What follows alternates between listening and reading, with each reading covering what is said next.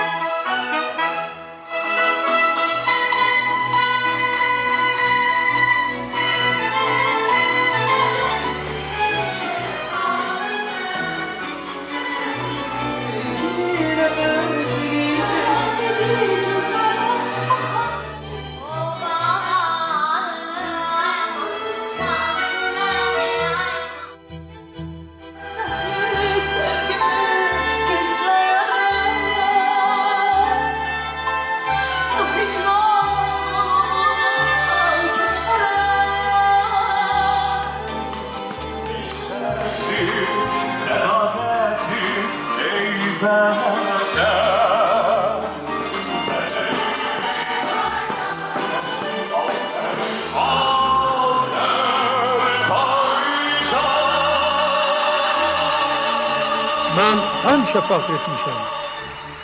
Bugün də fəxr edirəm ki, mən Azərbaycanlıyam.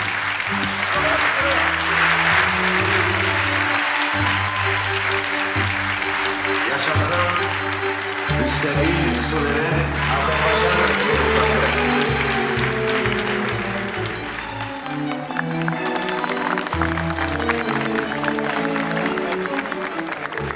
Biz de teşekkür edirik, bayramımızı təbrik edirik. Allah sizləri qorusun. Sağ olun. Sağ olun.